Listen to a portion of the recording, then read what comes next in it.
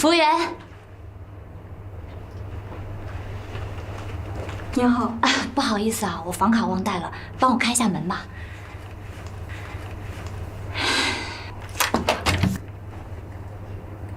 谢谢啊。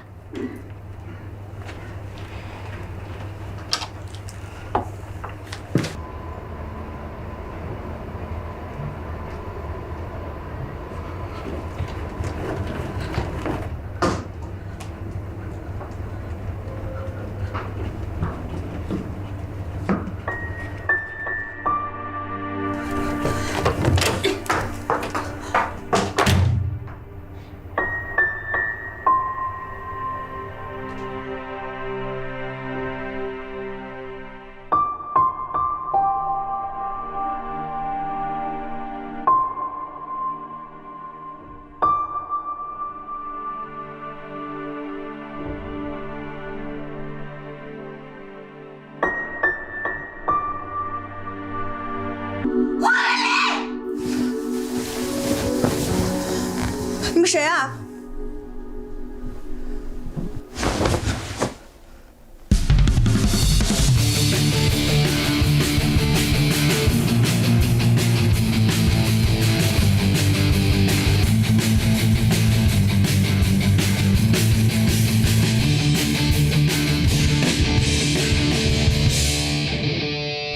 要不是在歌厅外头的咖啡座上遇见，我还不知道他常驻云锦了呢。之后就有了些正常的来往。他喜欢小孩，所以经常到我的幼儿园来，我们也就聊聊家常，说说话，仅此而已。所以听说你怀疑我俩有奸情，我就气不打一处来，就想着策划那么一出闹剧，教训教训你。他要是没被勾引，我就拿暧昧场景吓人；要是被勾引了，我就假戏真做，我豁得出去。问题是豁出去了，我还未遂。我说的够清楚吗？你怎么知道我在云锦啊？拜托，叶霞的脑子不比我妈好使。所以你就故意设计整我，是不是还想假戏真做呀？你有病吧你？睡你老公边上的不是我呀！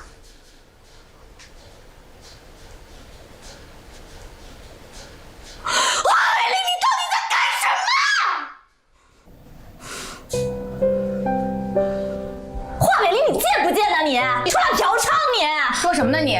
我怎么了？我说，你们有必要把话说这么难听？华丽，你才挣几个钱呀？啊，就开始饱暖思淫欲了是吧？那你得问你自己，你这个当老婆的当得合不合格？能不讲话了吗？你们都别闹了，你们听我解释。解释个屁啊！都抓现行了还解释？信不信我报警？信不信我报警抓你们俩？对，报警，报警了才解气呢！你都给我闭嘴！把话说这么难听干嘛呀？什么嫖娼啊？我就是一个点歌的，我没这个服务。哼，那你们？对，是我自愿的，因为我喜欢他，我爱上他。华先生是个好人，他一直都很照顾我的生意，每回来都点我的包间，也不像别的客人，喝多了就爱动手动脚。相互熟了，我们私下也愿意坐在一起谈谈理想，聊聊天什么的。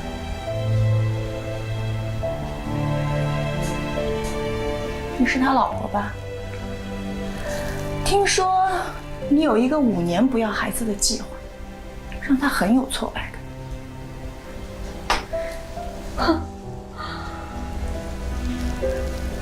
你跟我都没说，你跟他说。他没跟我说什么，他都在说自己没能力。你做老婆的不尽义务，他却责怪他自己。所以我觉得他是好男人，所以我爱上他。小薇，我们是爱情。我每回上床都是自愿的。警察来了，我也这么说。我不是3陪，我是跟雨初感情的。华丽，我要你告诉我，你跟他究竟什么关系？他长那么帅，他需要花钱找女人吗？华伟林，我要你自己说。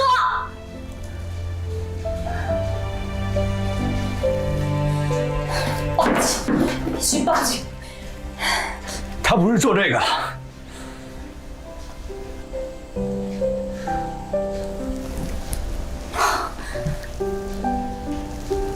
靠！真他妈伤自尊！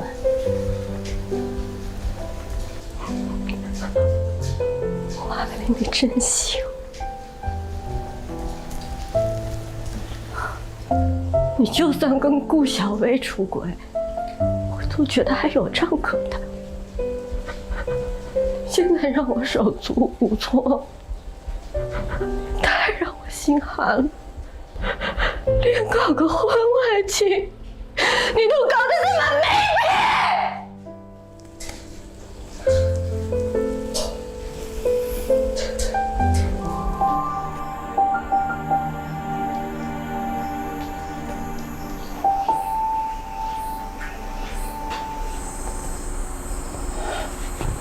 哎，小雨，这个伟林啊，已经道过歉了，认错了。你看你什么态度？这事儿怎么解决啊？要是换了我，早拿饭盒拍你个满脸花了。你这是调解吗？啊？爱谁谁，我就这样了。以前你挤得他，我还护着他。现在想想，你有什么错呀？他除了长得好看，他有啥呀？长得好看干嘛呀？长得好看就为了外面招猫递狗，派上用场。他不是已经道过歉了吗？反正我就这态度。小雨这桩婚事，我们做父母的吧，本来就不同意。既然他们俩结了，那我们就往好里处，是吧？咱不做孩子的绊脚石，是不是？现在倒好了，他不仅没进步，他还出现道德问题。你说搁谁心里不堵得慌啊？是，你说的都对。可是事儿那怎么着得解决呀，是吧？俗话说得好啊，宁拆前座庙，不破一桩亲，是吧？咱们还得往和谐里调解，不是啊？小雨，你的意见呢？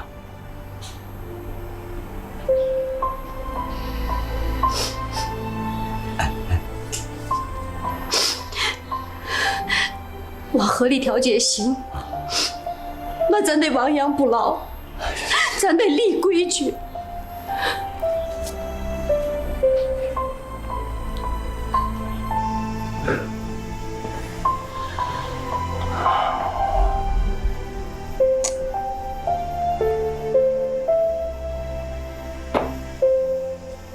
你说，你跟那个什么叫什么小慧的，究竟上过几次床？我要说，就这一次酒后失德，醒来才发现身边有人，你信吗？屁话，人家都交代了，说好几次了。我真没骗你。这倒也是，这么解释可以减轻一些罪行。得了吧，越解释越复杂，怎么做错都在我，谁让我跟人家捆一张床上去？而且还说那么多不该说的话，自家的事儿跟人家嚼什么舌头呀？有什么委屈可道啊？还撒什么娇啊？我见我该让。你说那个叫什么小慧的也是啊，明明知道是苟且关系，还老给你打电话。你也是，要不就甭接电话，接了你还删记录。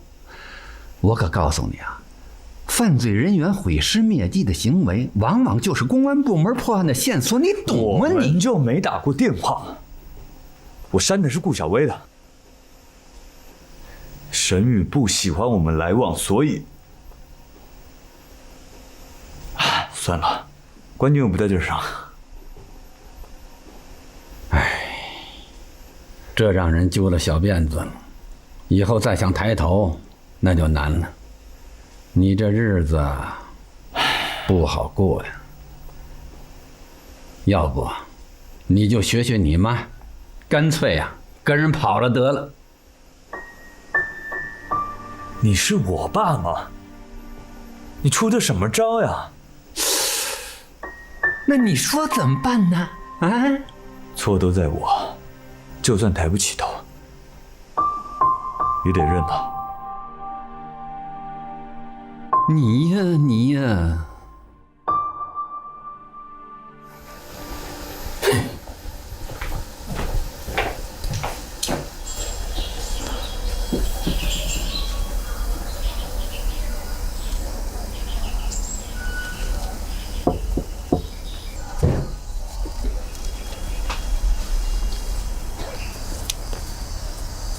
怎么样了那边？你那边怎么样？这不是惹太主才是关键，知道吗？我跟你说，这老二啊，在我那个欲擒故纵的试探之下，表现出来最真实的态度，那真是后悔莫及，痛定思痛。我告诉你啊，伟林太主诚恳了，这事儿才有调解的可能。我媳妇儿草拟了一份家庭管理制度，待会儿让你儿子别矫情，踏踏实实把字签了，咱们就算调解成功。关键在态度，明白吗？家庭管理条例第6条，男方的经济情况必须透明，包括单位配给的公款支出、业务招待费怎么用，用在哪里，要如实说明。家庭管理条例第7条，作息时间要固定，即便有工作上的应酬，也必须在晚上10点之前回家。家庭管理条例第8条，男方与异性的电话联系必须透明，未经许可，不得有删除通话记录（括弧）包括短信的行为。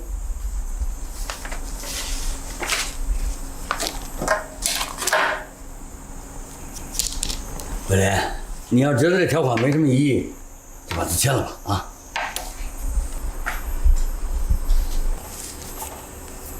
不用想就可以签吗？太草率了吧？不是玉玉，我们对他都进行了严厉的批评，他的态度非常虚心，是不是？这俗话说得好嘛，子不教，父之过。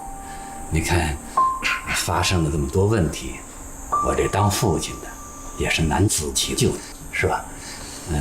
因为我的世界观和人生观它就不端正，还有过令人发指的罪行，所以导致了下一代在道德体系上缺乏认识。爸，别玩这招了，行吗？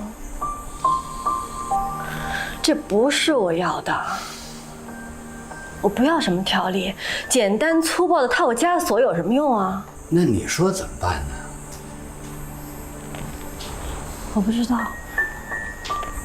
我们俩回省城自己解决。哎，小雨，这是我们俩自己的事儿，我不想任何人参与。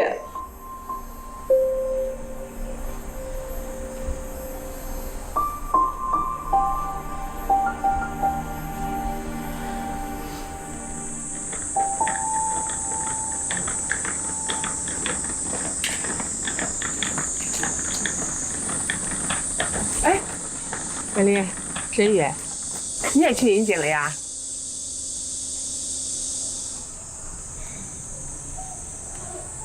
您怎么在这儿啊？哦，我等他呀。我们有个单子快下来了，我找他商量商量。您怎么知道我们现在回来呢？哎，我给他打的电话呀。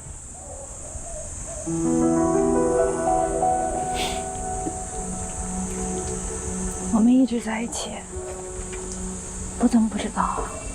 有什么电话不能当着我面打，必须要瞒着我呢？必须得背着我打？出了事儿搬救兵是吗？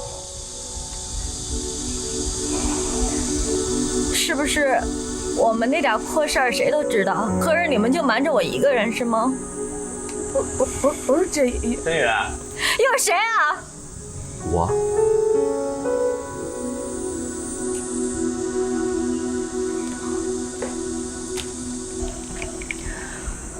李老师，你好，你好。我就是路过，然后看见你们这儿有点争执。没什么，不好意思啊。没关系，没关系。怎么了？啊？我们俩自己的事情，跟您没关系。哦，对，没关系。那个，等你们的事儿处理完了，你去找一下方校长，啊。怎么了？没什么，就是方校长说啊，等你这个硕士学位拿到以后，西区那套一居室分给你们。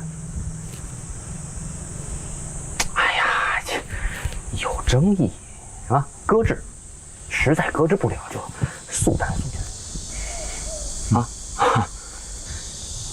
哎，最关键的啊，是你那个抓紧把毕业论文写完了交给我。那你们聊啊。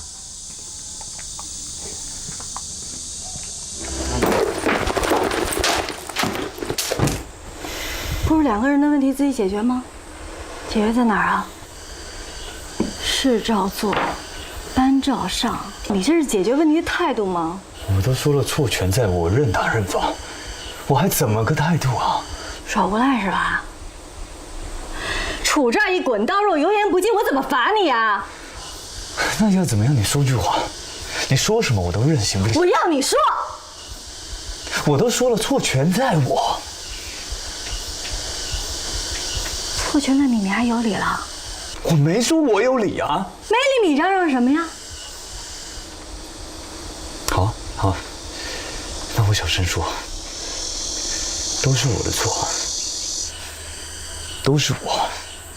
死猪不怕开水烫，是吧？那你要我怎么样？你说。我要你说。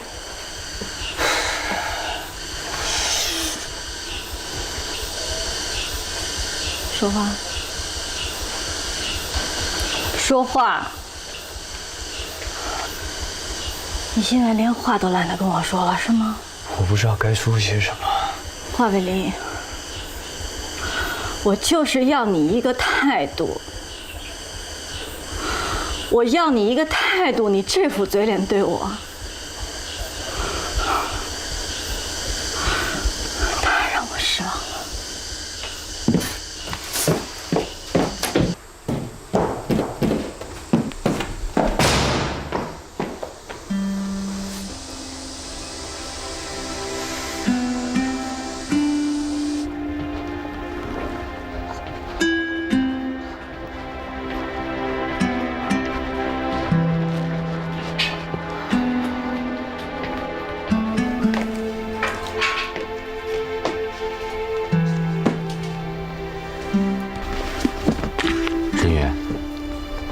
魏老师，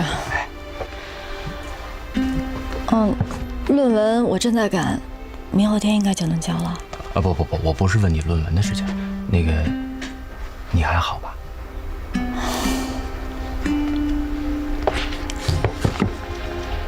特别想发一个巨大的火，但是觉着怎么发点都不对。那什么，我多说两句，你别介意啊。就是很多情况下啊，这所谓外遇，就是想寻找到一个宣泄的窗口。我站在男人角度上给你分析一下啊，这个男人呐，这个通常不愿意把工作中遇到的压力带回家，尤其是这样的心情不愿意和老婆讲，那怎么办呢？那就去找一个外人说上一说，也不会导致什么后果嘛。还没后果呢。你看你又混淆我的逻辑。我说的是他经常回家跟你诉说压力，会导致你在心里产生负担，就这样的后果。谢谢韦老师，但是我知道你们男人不管做错什么，都会找到冠冕堂皇的理由。这不，那好，那我换一个角度跟你讲啊，就是说，比如说啊，在工作中遇到了压力，和同事之间发生了什么矛盾，人一回到家就把这些压力和你叨，你说，就这种行为，那是你爸还是你妈呀？我爸。那行，那我就没什么可说的了啊。我知道。什么？我知道你说的话其实特别有道理。我想，我跟他之间彼此的付出，可能正是我们给予对方最大的报复。我一直在想，有时候我会无意的说，谁家买车了，谁家买房了，谁又带着老婆去马尔代夫玩。可能这些东西说者无心，听者有意吧。其实有时候我能看到我说这些的时候，他的眼神是闪躲的，所以可能这是我给予他的报复。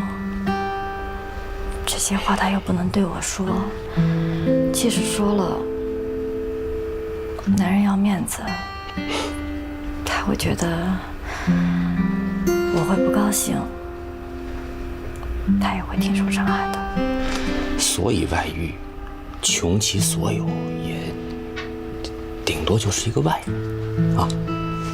当然了，这个事情不是要不处理，可是一定要这个别用力过猛。你得自己考虑。为什么呢？因为说到最终，我也是一个外人，所以你得自己考虑。要么选择原谅，要么选择追打到底。反正一面是厚德载物，一面呢是快意恩仇。对于自己而言啊，这个啊都没错。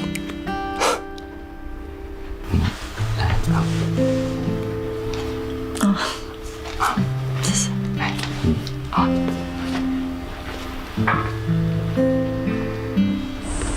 我跟你说啊，这就好比你处理你那个前女友的电话，你怕那沈宇不高兴了，就把电话给删了，结果呢反倒成了把柄。电话删了呢，这证据也就没了。本来这是要浇火的水，反倒成了油。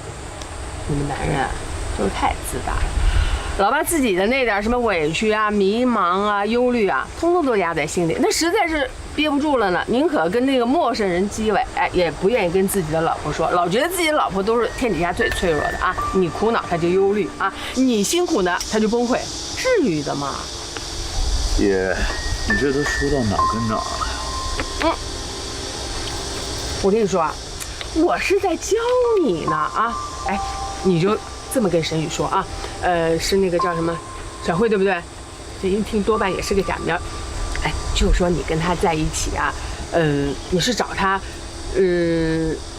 宣泄压力的工具，怎么样？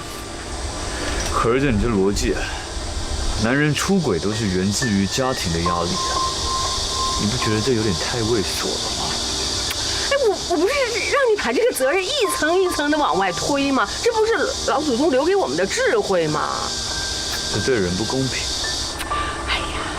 听我的啊，这女人啊，对具体的行为是可轻可重的啊，关键是那个主观思想啊，想要留住老婆，就得把自己往悲壮上引，把别的女人啊往残渣上糟引，明白了吗？啊？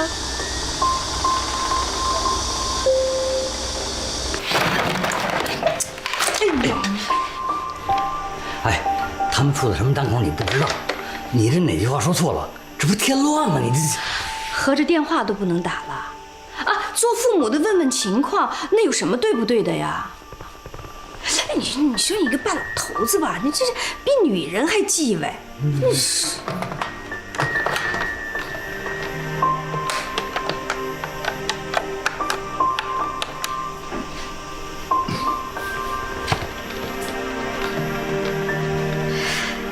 哎，小雨，什么事儿啊，妈？没什么事儿，我就是想问问你怎么样。哎，我没别的意思啊。我知道你什么意思，没事了。夫妻之间嘛，本来就应该多一点体谅，少一点计较的。况且，北林已经跟我道歉了，我要再没结没完的，就是我的错了。哦，那你就是原谅他了呗？外遇嘛，本来就是宣泄的窗口。我要再得理不饶人的话，没准就真把他推到别人那边去了。啊，那是，哎，那我们就放心了。啊，挂了。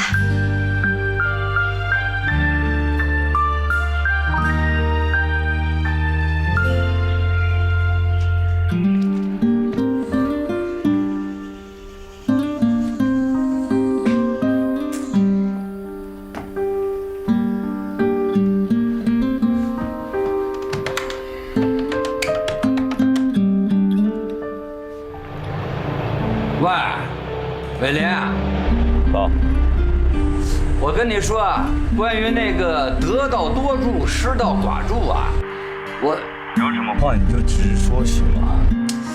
我不就想了解一下情况吗？情况就是，不管发生什么事儿，都往好了处，诚心诚意做事，老老实实做人，求得原谅，争取宽大。你看啊，以前是你妈跟人跑了，这情况一调过个儿来呀，我也没啥经验给你。不用你教，我跟沈玉从小到大的，不管发生什么事儿，最后总是能解决的吧。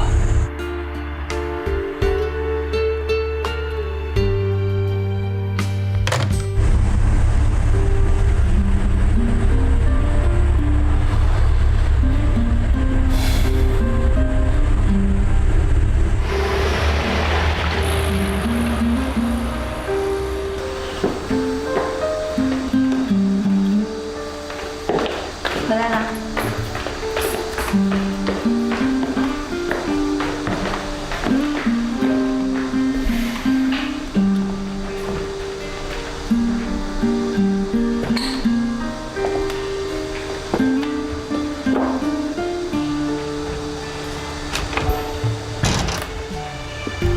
回来啦。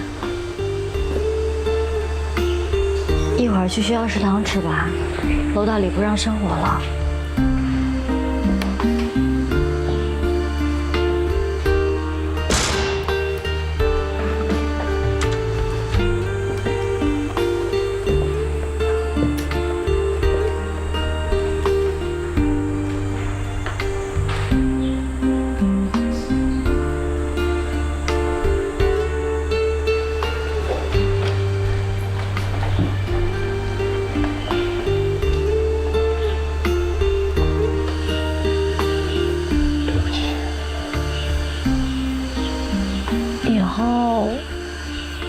有什么压力都跟我说 ，SM 什么的都不过分。我不想别的女人成为你缓解心情的窗口。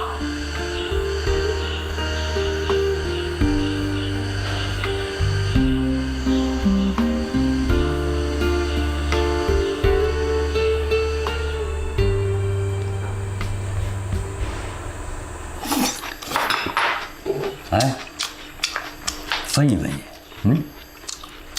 什么意思？是不是想和呀？我听老二的意思哈，是幡然悔悟，重新做人，那态度非常积极。那小雨那话什么意思？得理不让人，那不真把华伟林往别人怀里推吗？他主要不想没结为完。雨雨那孩子还是懂事儿的，是吧？你儿子跟别人不三不四的，我们家小雨还得忍气吞声是吧？哎呀，话不能这么说嘛，是吧？怎么说呀？你儿子搞破鞋，光荣啊！就是。小雨的心情我也能理解。我们小雨说了，要多体谅，少计较。这老公出轨了，她还要体谅，还不能计较。受了丈夫的气吧，她还得忍着，还得怕丈夫不高兴。你说这孩子得受多大的委屈啊！我们小雨要是得理不饶人了吧，你们家老二就得往别人怀里钻是吧？这看就不是什么好东西。你这不是断章取义吗？我说的是。我们家伟林怎么就不是好东西了啊？哟，干嘛呀？黄建平，你别来劲啊！怎么了？你说你老婆偷野汉子，你儿子搞破鞋，你说你还跟我们这儿装知识分子？你说你们家这点事儿，你哪点管好了？石元超，我可警告你啊，打人别打脸。我打了。嘿，这饭我还不吃了。滚蛋！你。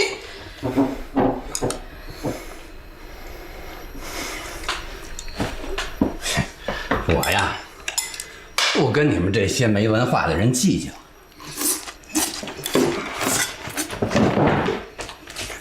自个儿吃。哼。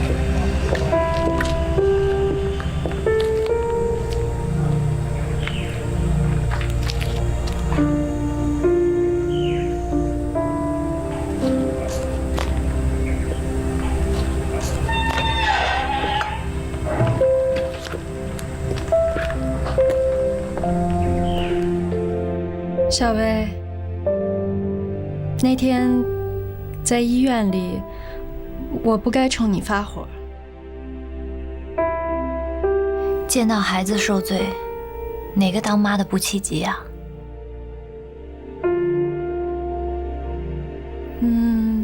需要帮忙吗？你帮我的已经够多了，要没你的话，家长们不见得赔了钱就罢休呢。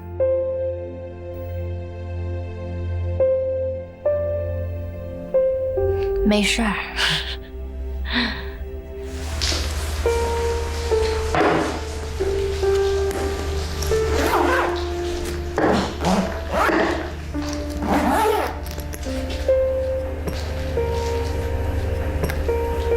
晨晨呢？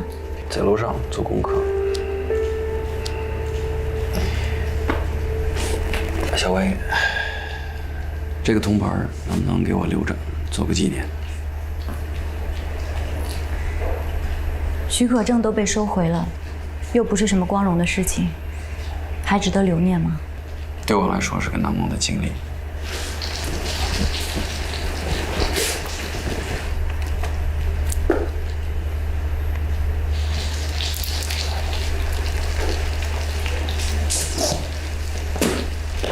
什么时候走啊？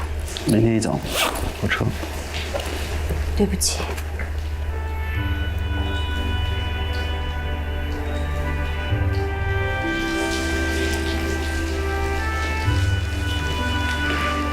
小薇，我想告诉你，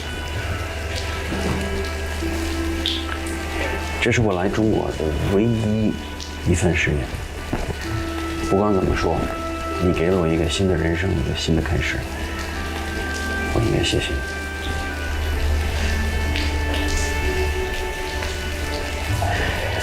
阿姨，不好的事情终归会过去的，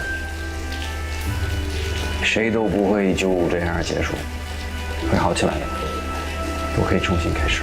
来。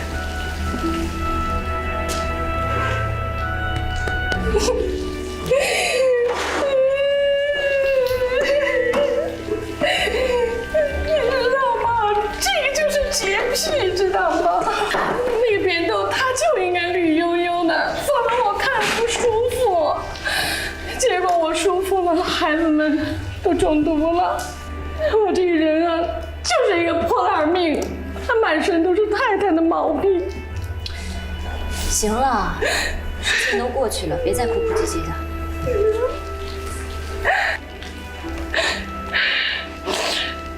现在早都要走了，我也不怕说出来了。其实我特害怕你跟他好，就因为他是外国人，身上还有毛。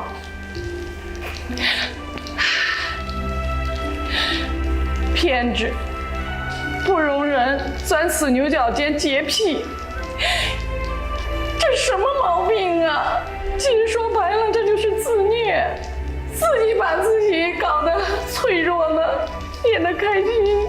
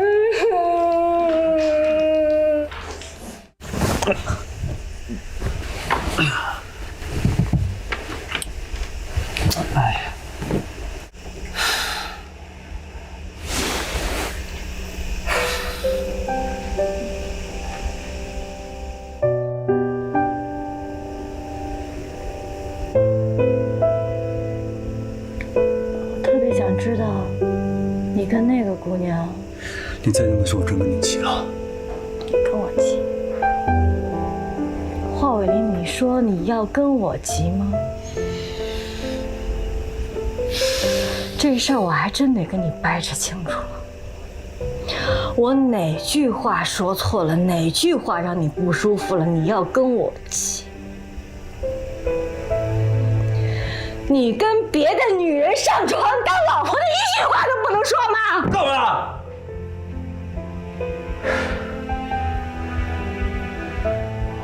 跟我说横是吧？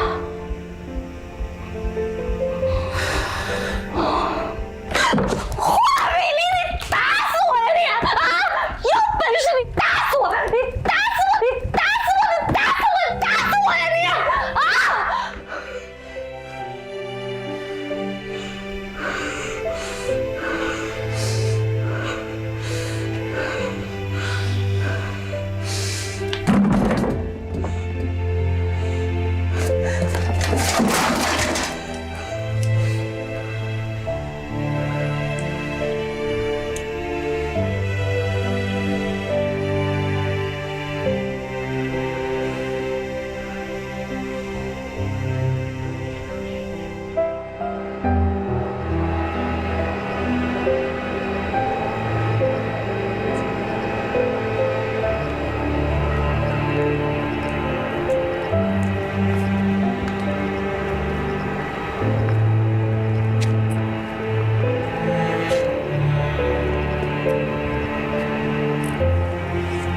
这儿能打到出租车了。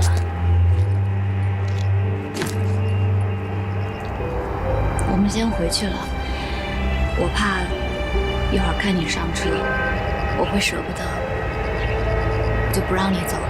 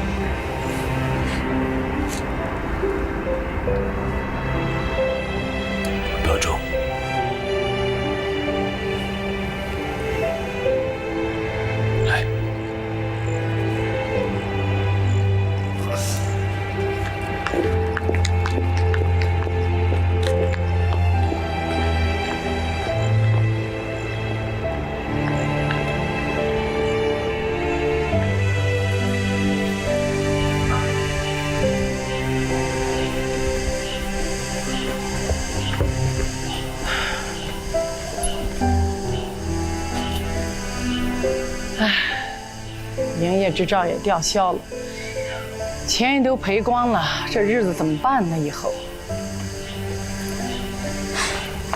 不知道。哎呀，我真是作孽呀！不是你作孽，是我。谁让我鬼迷心窍的要去斗神宇？该在岗的时候擅离职守。人家的老公我起什么劲儿啊？真不知道怎么想。这里是顾小薇家吗？我是顾小薇。这您的快递。哦。哪来的？老朱的。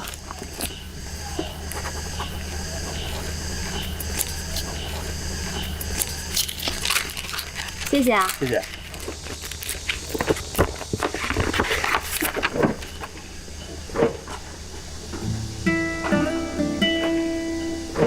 支票。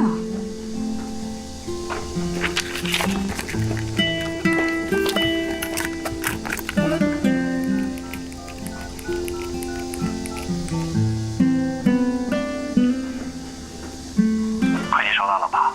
别急别急，先听我说。幼儿园的事情，你妈打电话告诉我了。我想我亲自过去的话，支票你是不会收的，所以选择了这个办法。小薇，你需要这笔钱就别拒绝我好吗？快递里还有张字条，我给你介绍我一个做能源的关系。我想汽车时代开加油站或许是个不错的营生，你考虑考虑。好了，我先上班了，改天再聊。不是，哎，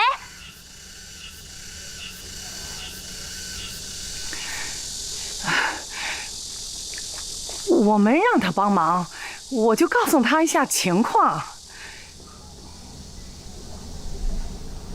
一切都会好起来的，真的。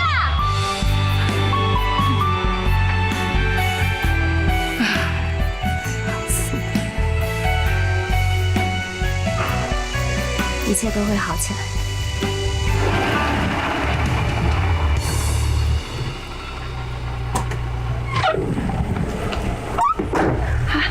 嗨，我不敢给华先生打电话，所以满世界找你。还好你在云锦有点名气。你想干什么？我那天骗了你们，我干过3陪，所以害怕栽赃了华先生。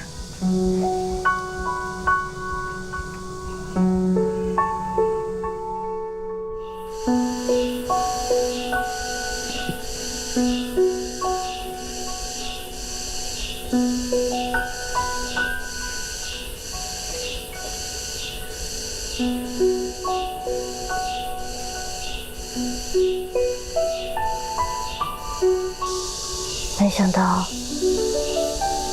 我们会走到这个地步。我就是个二货，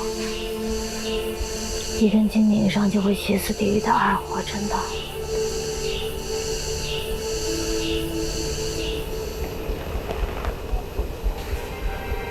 我们可以为对方付出感动，就不能原谅对方的过错吗？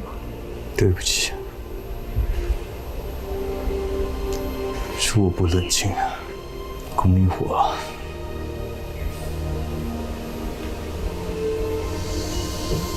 北林，你是我的初恋，这种爱情是有洁癖的，容不下一点污点。沈宇，我告诉你实话吧，我跟那个小慧没发生过任何事。那天我喝多了，可能是他把我送到酒店房间去。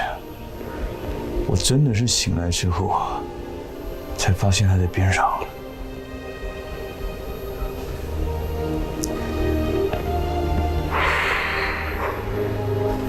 什么上过几回床之类的，那都是我胡说的。就那一次，还是趁华先生喝多了，我自己躺进去的。我靠，有你这么讹钱的吗？我没想讹钱，我是真的喜欢他，我真想跟他。我当时就想，等他醒来，看见我在边上，至少能抱一抱。你少跟我来这套，当时怎么不说这些呀？你们当时叫校是要报警，我能怎么办？我在派出所挂过号，真到了那谁听我解释？谁信？我知道华先生是好人，我就拿了他一刀，就赌他会不会牺牲我。其实我当时也没抱什么希望，我就是赌一把。他真是好人，真没揭穿我。我们是爱情，我每回上床都是自愿的。小慧，警察来了，我也这么说。我不是三陪，我是跟你处感情的。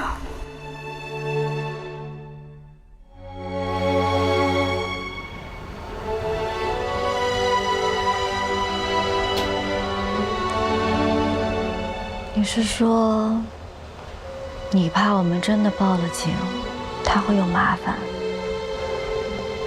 所以他捏着你捏人，认了也就洗不清了，对吗？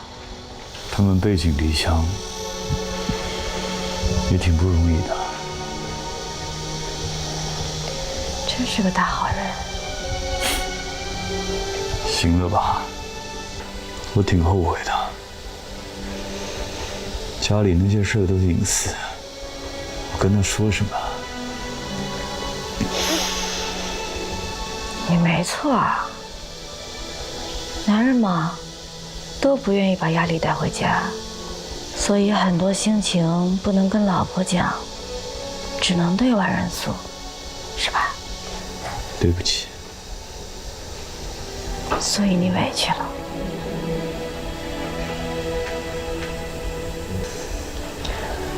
郝伟林，本来我已经打算要原谅你了，没想到你这么猥琐。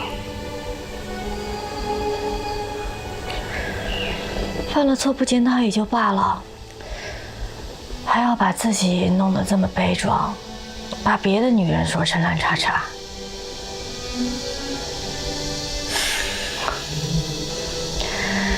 顺理成章嘛，男人有外遇，都是因为家庭压力太大逼的，外遇都是死乞白赖的，非要缠着你，责任一层一层往外扒，最后错的都是别人。你太智慧了。不管你信不信，这些都是真的。你知道那种感觉吗？有时候会故意点合唱的歌，唱着唱着就把头靠在他肩上，还会伴着音乐跳跳舞，不是讨好客人，是真的喜欢。趁着醉了，还会在他的衬衣上留下一个唇印，幻想着他第二天换衣服看见了会记起我。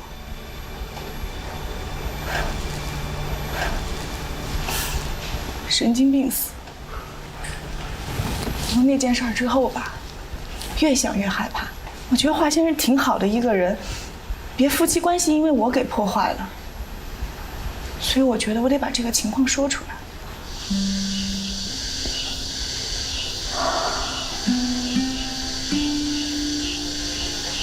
郝伟林，真的没必要这样。我不知道有没有人教过你，这么忽悠让我觉得很晦涩，甚至让我觉得我连你这个人都看错了。我就知道这种事儿越解释越猥琐。我知道你压力是真的，为了这个家，你已经超出了你能力的极限。我也知道，你之所以有今天，都是因为我。要没有我的话，你早成艺术家了，都是我害的。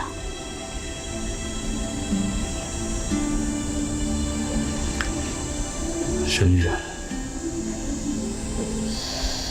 你有压力，我没有吗？这些枷锁也是我的压力。每次想到这些，我都会惶惶不安，怕你委屈，怕你怨我。所以一吵架，我都会本能地告诉自己，根源在我，是我害得他失掉前程，虎落平阳的。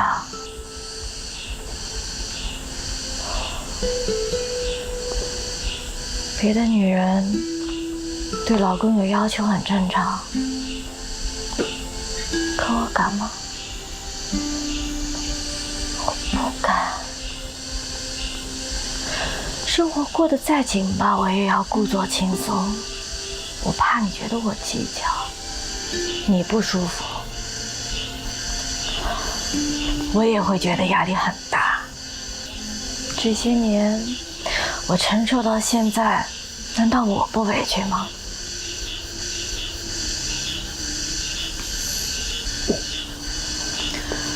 郝爱玲，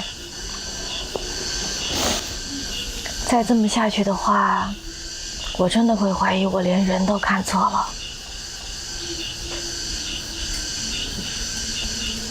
我们离婚吧。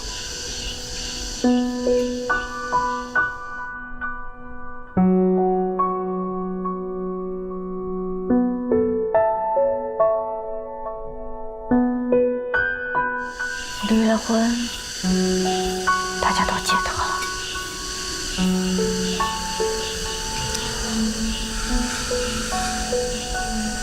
好吧，分开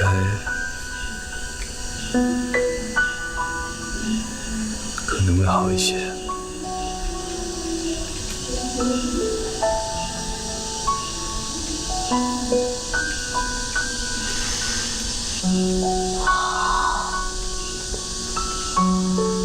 你够狠，咱们说话算话。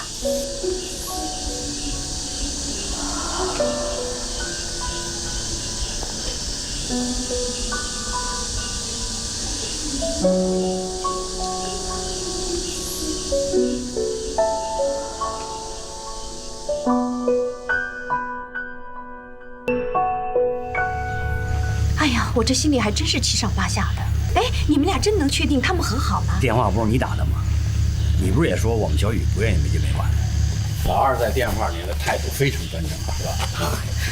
我觉得应该没问题。我觉得也没问题。这回我们组团的宗旨就是对对方挺好，遏制矛盾滋生发芽。尤其是你们俩，不能拱火，只能安慰。哎呦，你也好不到哪儿去，别说我们俩哈，一句话不对付你就跳脚。哎，小雨、伟林都来了啊？过来看看你们。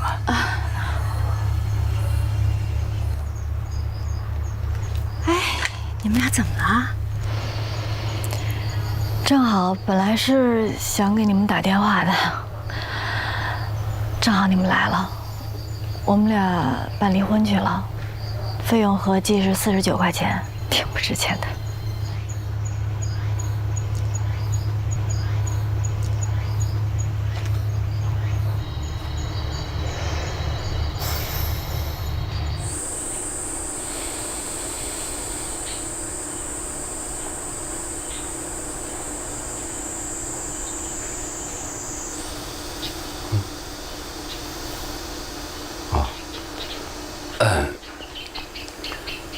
这都别说了，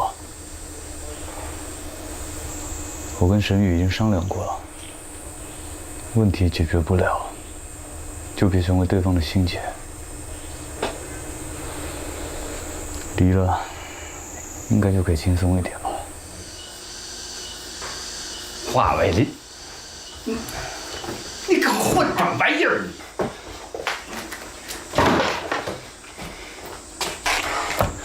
我让你胡说，你看看。爸，您别打了。其实离婚也不见得是件坏事儿，都别闹了。我们俩都会为对方未来的幸福祝福的。如果大家愿意呢，我们在一块儿包顿饺子，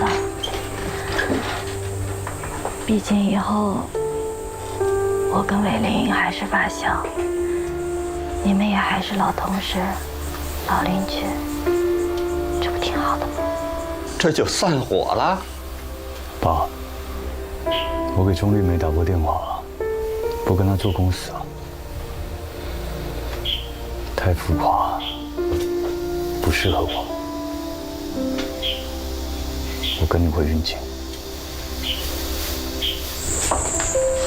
你说你们吧，这也是不理智啊！挺好一套房子，明年到手。你说你这一离婚，哎呀，方校长就算是再想照顾你，也不可能顶着一堆结婚的分你单身。陆老师，您就别骂我了。好，我懂，你们自己的事儿嘛，啊。哎，这个再说多了也招人不爱听。但是有句话真得说说，小雨，你真得想想，你可别后悔。这离婚呀，不是俩人的事儿啊。可不是吗？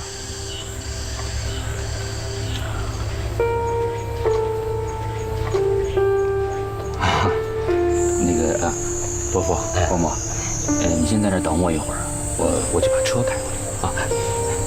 谢谢你啊，魏老师。啊，不用，还送他。您千万别这么说，他不是落单了吗？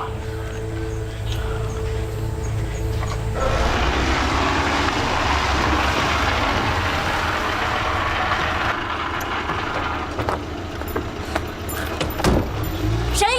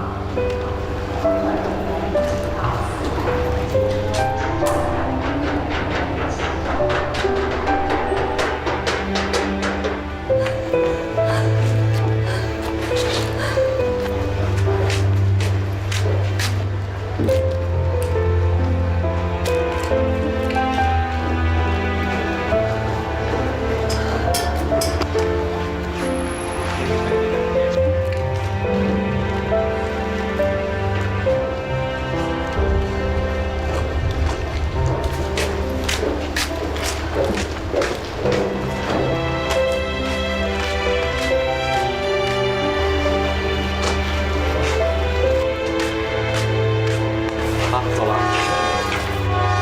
华美丽。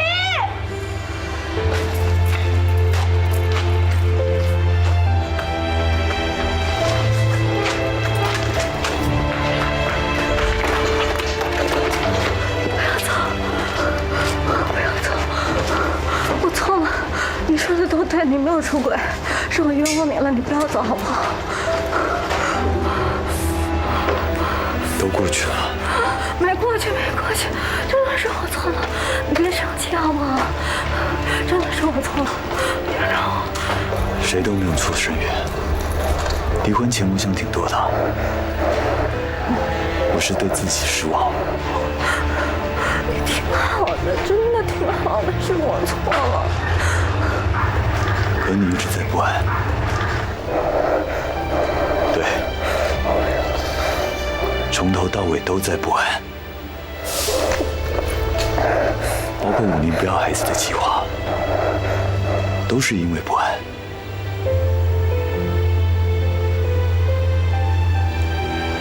是我不够格，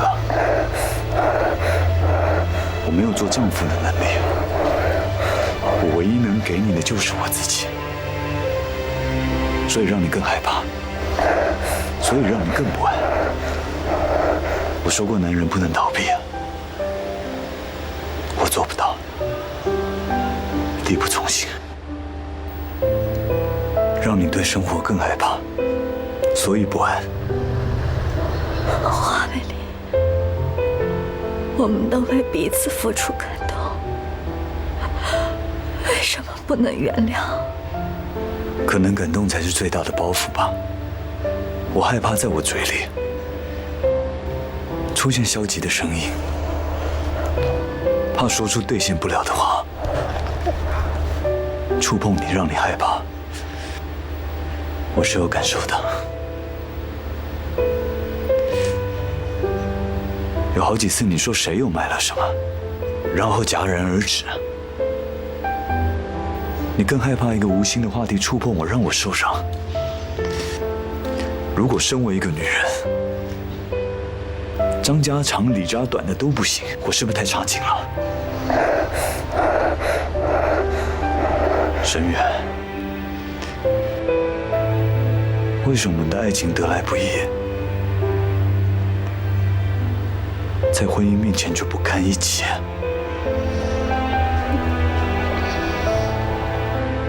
或许婚姻远不如我们想象的简单，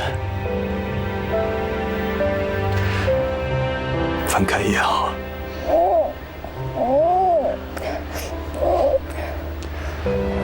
分开了，我们就有时间跟空间去想象了。不要走，不要